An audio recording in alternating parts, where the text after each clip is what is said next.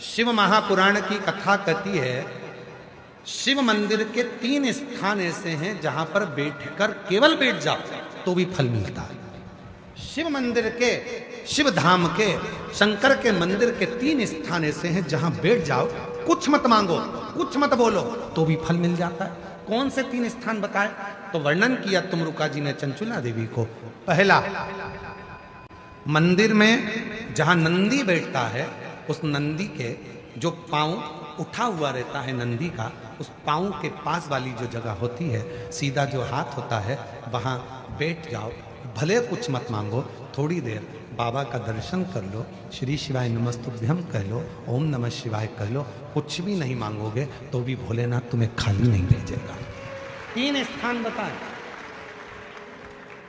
3 स्थान बताए। पहला स्थान है नंदी के पास, जो चरण उठाए। चरण उठा मतलब नंदी उस चरण के माध्यम से आपके कष्ट को मिटाने के लिए शिव को बिठाकर तुम्हारे दरवाजे तक लाए। पहला। दूसरा, जलाधारी, समझिएगा जरा, थोड़ा ध्यान दीजिएगा कथा में। जैसे ये शिवलिंग है, ये जलाधारी है गोल, ये पानी जहां से बहकर जाता है, जहां से भी बहकर जा रहा है, आपको उससे मतलब नहीं, बस जलाधारी जो पानी बहकर जा रहा है, इस जलाधारी के ठीक विपरीत दिशा में, उत्तर में पानी बह रहा है तो दक्षिण में आप बैठिए। ये जलाधारी जिस साइड बह रही है उसी ओर मुख कर कर आपको इधर बैठना है, इधर मुख कर कर, शिवलिंग की ओर मुख कर कर। ये दूसरा स्थान बताया। ये जो स्थान है, ये माता लक्ष्मी का स्थान, ये जो स्थान है कुबेर का स्थान, ये जो स्थान है सारी सिद्धियों का स्थान है, अष्ट सिद्धि नवनिधि इसी स्थान पर बैठकर भगवान शंकर से वर प्राप्त करते हैं। ये वो स्थान है जहां बैठकर आप कोई मंत्र भी नहीं पढ़ोगे, कुछ बोलोगे भी नहीं, बैठने पर ही आपको फल की प्राप्ति होना प्रारंभ हो जाती है। ये दूसरा स्थान स्वयं तुमरुका जी ने चंचुला देवी को कहा, ये 2 स्थान। और शिव मंदिर का तीसरा स्थान, भगवान शंकर के मंदिर का तृतीय स्थान कहा गया। तीसरा स्थान, जब हम मंदिर से बाहर निकलें और उस मंदिर से, या ओटला हो या कोई मंदिर है कोई, इसलिए हमने देखा है कुबेरेश्वर धाम पर लोग आते हैं तो कुबेरेश्वर धाम का जो गेट होता है ना, अब तो कुबेरेश्वर धाम का 1 2 3 4 5 6 गेट हैं अब कुबेरेश्वर धाम पर। तो 6 गेट में से जो एक गेट, पहले नंबर, दूसरा नंबर, तीसरा नंबर, 4 नंबर, 5 नंबर, जिस भी गेट में से लोग अंदर आते हैं, उस गेट में से अंदर आते हैं तो सबसे पहले गेट पर दंडवत करते हैं, गेट पर दंडवत करें, वहां सोकर प्रणाम करें, 4-5 दंडवत करते हुए चले जाएंगे। कई लोगों की ऐसी आदत होती है चौराहे पे से दंडवत करते आते, कई लोगों की ऐसी आदत होती है कि वो सीहोर के रेलवे स्टेशन पर उतरेंगे और 11 किलोमीटर तक दंडवत करते हुए जाएंगे। सबका अपना बात।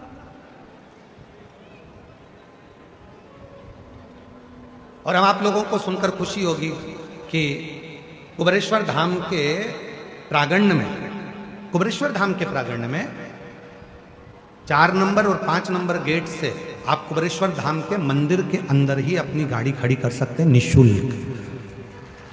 पार्किंग का कोई पैसा आपको देना नहीं, मंदिर के अंदर ही गाड़ी जाती है। बस आपको 4 नंबर 5 नंबर गेट पे पहुंचना है और वहां से मंदिर को अंदर गाड़ी को प्रवेश करो। बड़ी बड़ी बसें भी लगाने के लिए हमने वहां पर सुविधा कर दी है कि बसें अंदर खड़ी हो जाएं, सब अपना भोजन बनाए, वहीं पर खाएं, जिसको भोजन बनाना है भोजन बनाए, नहीं तो भोजन तो बाबा का भंडारा चलता है सबके लिए। कोई बस का शुल्क नहीं लगना है, तुम्हारी गाड़ियों का शुल्क नहीं लगना है। मंदिर प्रांगण में 4-5 नंबर गेट से अंदर करेंगे, गाड़ियां निःशुल्क पार्किंग आपको वहां प्राप्त होगी, किसी को रुपया देने की जरूरत नहीं, 1 रुपया भी। आराम से आप लोग वहाँ गाड़ी खड़ी करें, रुद्राक्ष लें, खाओ पियो, बाबा के घर आयो, अपने पिता के घर आयो, भजन, कोई नहीं।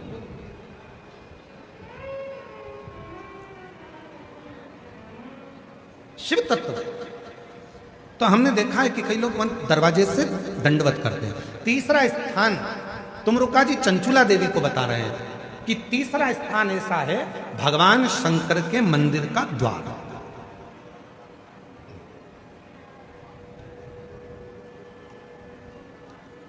शिव मंदिर का द्वार, और जो भगवान शंकर के मंदिर के द्वार के बाहर द्वार से जैसे दरवाजा, दरवाजे से थोड़ा सा बाहर निकलकर यदि आप शिव मंदिर की ओर मुख कर आप 2 क्षण के लिए भी बैठते हैं, कोई मंत्र नहीं बोलते, कोई साधना नहीं करते, कोई व्रत नहीं करते, तो भी शिव आपको उसका फल देता जरूर है। 3 कौन कौन सी 3 जगहें जम के बोलेंगे सभी? पहले नंबर का नंदी का जहां चरण उठा है उसके पास, दूसरे नंबर का जहां जलाधारी पानी बहकर जाता है उसके ठीक विपरीत की ओर जलाधारी की ओर, और तीसरा स्थान शिव के द्वार। एक बात पूछें, आप लोगों से उत्तर दे सकते हो क्या? ए मुंबई की जीजी, मीरा भयंदर वालों, दोगे उत्तर? पक्के में? ठीक है। शास्त्र कहते हैं कि पति परमेश्वर है। शास्त्र कहते हैं कि पति परमेश्वर का रूप है। पति जल मांगे आप जल दीजिए, पति दवाई मांगे आप दवाई दीजिए, पति बेग मांगे आप बेग दीजिए। पर मैं आपसे एक बात पूछना चाहता हूं, शिव महापुराण में शिव और शक्ति दोनों की बराबर की कथा है। अगर पति परमेश्वर है तो पत्नी क्या है? पत्नी क्या है? पत्नी भी तो परमेश्वरी है। बोलो जम के, है कि नहीं है? अगर पति परमेश्वर है तो पत्नी भी परमेश्वरी है। पति का सिर दुखा तो धर्म पत्नी पानी देने को तैयार है। पति को तकलीफ है तो धर्म पत्नी उसको दवाई देने को तैयार है। पर शिव पुराण कहती है जब धर्म पत्नी को भी तकलीफ आए तो पति भी तो 1 गिलास पानी ला कर दे, वो भी तो दवाई ला कर दे, वो भी तो पास में खड़ा हो, तो धर्म पत्नी। आज बहुत बड़े बड़े लोग कह देते हैं कि शिव जी को जल बाद में चढ़ाना, पहले पति को जल जरूर देना। तो हम कहेंगे बहुत अच्छे से जल दीजिए, पर साथ में एक बात और कहिए कि घर की अगर पत्नी बीमार पड़ी है तो पति का भी फर्ज है कि 1 गिलास पानी उसके भी दुख में आकर उसको खड़े होकर दे सकते, उसको दे सकते। मेरी जितनी जीजियां बैठी हैं, कई लोग कहते हैं ये सियोर वाला महाराज हमेशा जीजियों का पक्ष लेता है। भाई हूं आपका, पक्ष में तो हमेशा रहूंगा, पक्ष में तो हमेशा रहूंगा।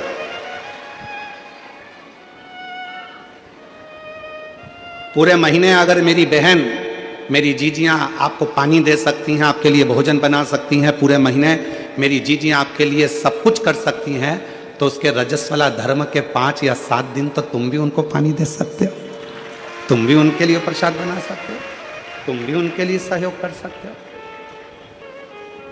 शिव पुराण में शिव और शक्ति की दोनों की बराबर की गाथा, दोनों। भृंगी की कथा आप लोगों ने सुनी है। भृंगी मुनि ने शंकर भगवान की परिक्रमा करी और शंकर भगवान की परिक्रमा करने में इतना शिव की भक्ति में इतना डूब गए थे कि पार्वती को अलग छोड़ दिया था और शिव की दोनों बीच में बैठे थे, तो दोनों के बीच में से भृंगी बाबा निकल गए। शिव जी को अच्छा नहीं लगा था, शंकर भगवान को वो श्रेष्ठ नहीं लगा। शिव जी ने पार्वती को उठाकर अपनी गोदी में बिठा लिया और दोनों एक हो गए। भृंगी को लगा कि अब तो मैं शंकर की परिक्रमा कैसे करूं, पार्वती और शिव दोनों साथ में बैठ गए। फिर भी भृंगी ने एक छोटे से भंवर का रूप रखकर दोनों के बीच में से निकलना प्रारंभ कर दिया। तब शिव जी को क्रोध आया। भगवान शंकर कुछ बोलते उससे पहले मां जगतजननी को लगा कि ये भृंगी तो शंकर का भक्त है, शिव का उपासक है, अगर शिव इसको श्राप देंगे तो अच्छी बात नहीं है। तो मां आद्यशक्ति स्वयं सामने आ गई और बुराई का पूरा ठीकरा मां आद्यशक्ति ने अपने ऊपर ले लिया और कह दिया, भृंगी सुन, एक मनुष्य के शरीर में हड्डी जितनी अस्थियां हैं ये उसके पिता की दी हुई होती है, और मनुष्य के शरीर में जितनी मांस है, रक्त है, पीप है, ये शरीर में जो रक्त है, मांस है, ये पीप है, ये सब उसकी मां का दिया हुआ होता है। और सुन भृंगी, आज तूने शंकर और शक्ति को, शिव और शक्ति में विभाजन उत्पन्न करा है, इसलिए मैं तुझे श्राप देती हूं कि तेरे शरीर में जो माता का दिया हुआ भाग है वो पूरा छिन्न हो जाए। अब हुआ क्या कि भृंगी पूरा की पूरा हड्डी का ढांचा बन गया, पूरा हड्डी का ढांचा। आप लोग देखना, शिव जी का फोटो देखो या शंकर भगवान की बारात का फोटो देखो या कोई वीडियो देखो, तो उसमें दिखेगा एक हड्डी कंकाल जैसा एक व्यक्ति चल रहा है। उसके 3 पांव हैं, उस भृंगी के 3 पांव हैं, उस श्रृंगी भृंगी के 3 चरण हैं, उस श्रृंगी भृंगी के 3 चरण। और वो श्रृंगी भृंगी के जो 3 चरण थे उस क्यों थे? क्योंकि शिव जी ने देख लिया था कि इसके 2 चरण से यह खड़ा नहीं रह पा रहा है, तो भगवान शंकर ने उसको 1 चरण और दे दिया था कि तू इन 3 चरण से अपने स्थान गंतव्य तक जा सकता। शिव महापुराण की कथा कहती है पति और पत्नी में कोई भेद नहीं होना चाहिए।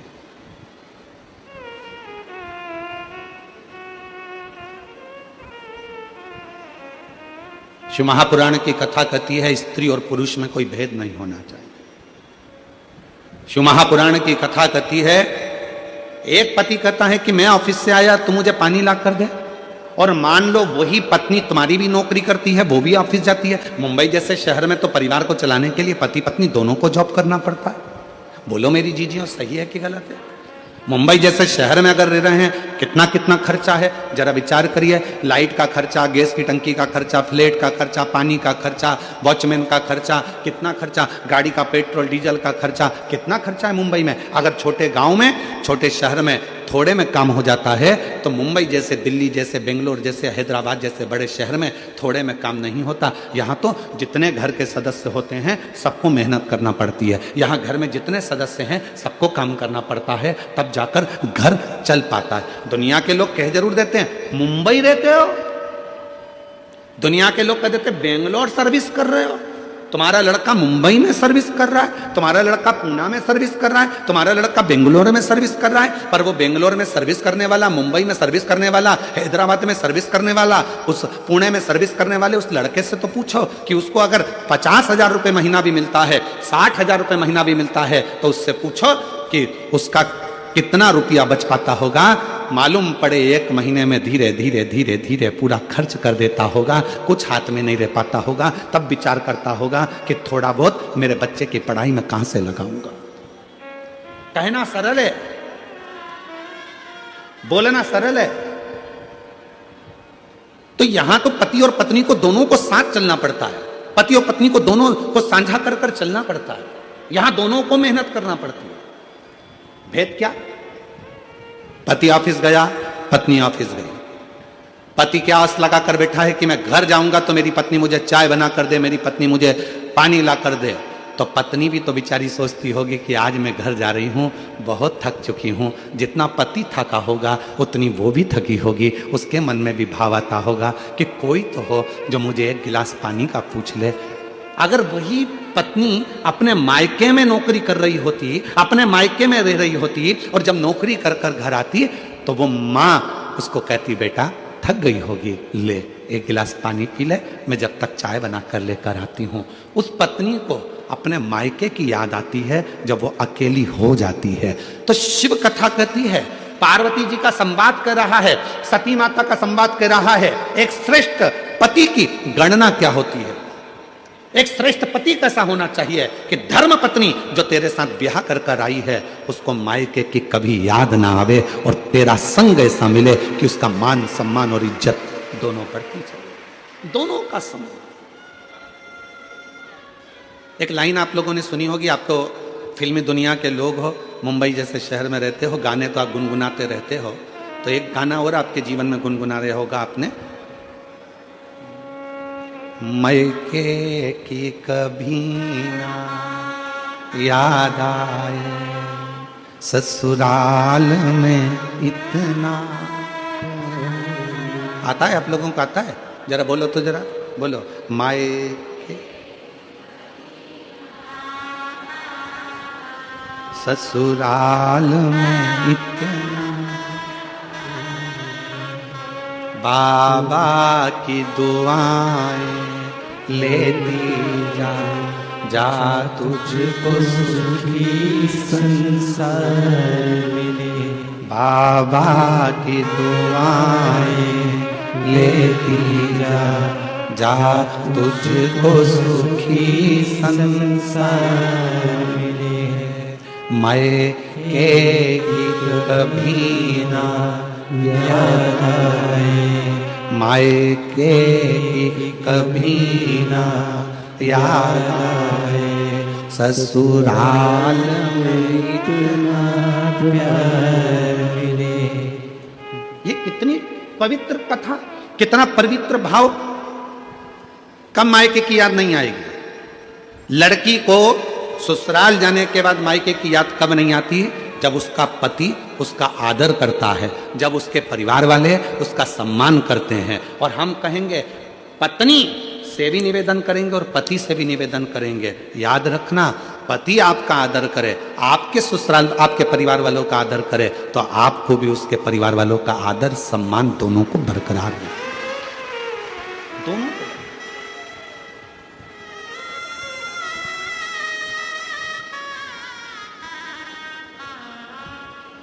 हम आप लोगों से पूछें तो आप लोग बताएंगे, हम कई लोगों से पूछते हैं, क्यों शिव जी को जल क्यों चढ़ाती हो?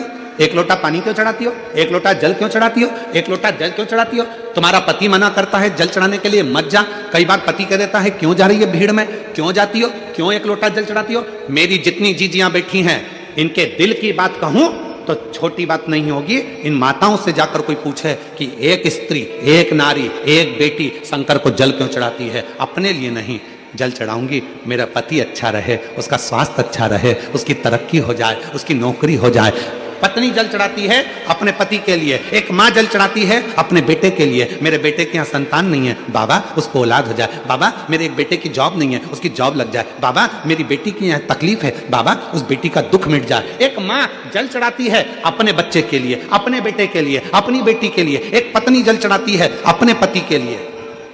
एक दादी जल चढ़ाती है अपने नाती पोते पंती बेटा बहू सब के लिए। जरा विचार करिए, एक स्त्री केवल एक ऐसी होती है, करवा चौथ का व्रत भी करती है तो पति के लिए, तीज का व्रत करती है अखंड सौभाग्य पति के लिए, संतान सप्तमी का व्रत करती है अपनी औलाद के लिए। कोई सा व्रत एक नारी का ऐसा नहीं है जो नारी खुद के लिए करती हो। जितने व्रत हैं सारे दूसरे के लिए हैं। वो भारत की नारी है,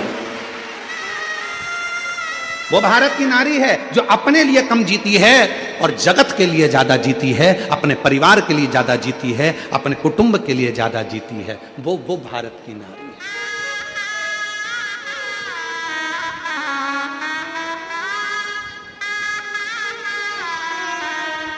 वो भारत की नारी। और